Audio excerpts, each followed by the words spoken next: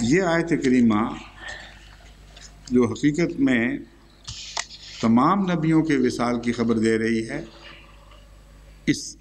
اس کی طرز بیان یہ ہے کہ محمد رسول اللہ صلی اللہ علیہ وآلہ وسلم سب نبیوں سے افضل ہیں، سب سے بلند مرتبہ اور مقام رکھتے ہیں۔ اس لیے بظاہر یہ خیال پیدا ہو سکتا ہے کہ یہ فوت نہیں ہوئے، جیسا کہ عیسیٰ علیہ السلام کے متعلق یہ خیال تھا۔ عیسائیوں نے یہ بات رائج کر دی تھی کہ وہ عام نبیوں سے مختلف ہیں، خدا کے بیٹا ہیں، اس لیے فوت نہیں ہوئے۔ تو جہاں یہ احتمال ہو کہ ایک غلط عقیدہ کسی کے لیے کسی کی ذات کے ساتھ وابستہ کر لیا جائے گا، وہاں اس احتمال کو توڑنے کی خاطر ایک قطعی دلیل پیش کی جاتی ہے۔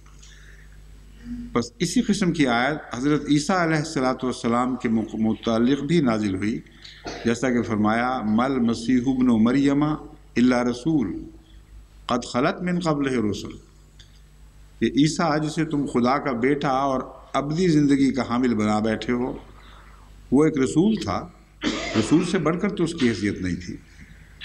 اور تاریخ انبیاء کا مطالعہ کرو، سنت انبیاء کو دیکھو، تمام تر رسول عیسیٰ سے پہلے گزر چکے، یعنی وفات پا چکے ہیں۔ بس عیسیٰ نے بھی لازماً مرنا ہی تھا۔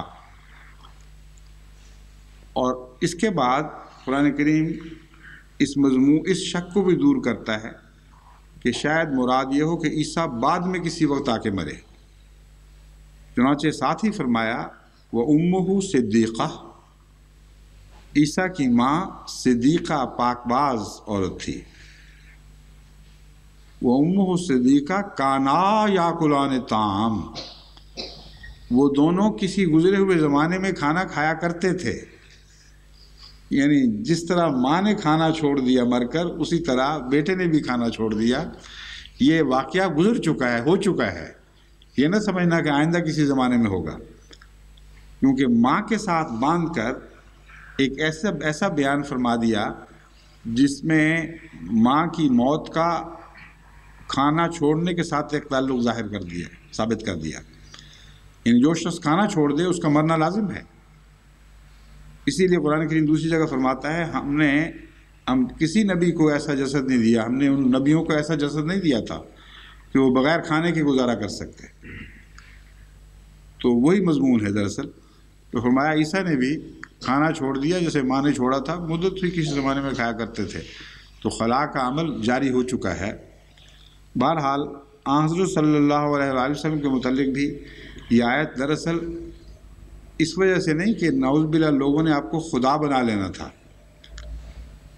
یعنی پس منظر کے علاوہ جو اس میں یہ آیت نازل ہوئی ہے، ایک اس آیت کے نزول کی اس رنگ میں آن صلی اللہ علیہ وسلم کی وفات کے ذکر کی وجہ یہ ہے کہ یہ بتانا مقصود ہے کہ انبیاء میں سب سے بڑا درجہ ہے۔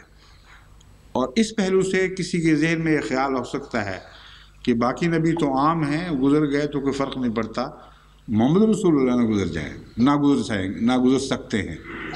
بس اس وہم کو دور کرنے کے لیے فرمایا کہ جب آپ رسول ہیں تو آپ پر رسولوں کی تقدیر جاری ہوگی، اور آپ سے پہلے تمام نبی گزر چکے ہیں، تمام انبیاء گزر گئے، تمام رسول وفات پا چکے ہیں۔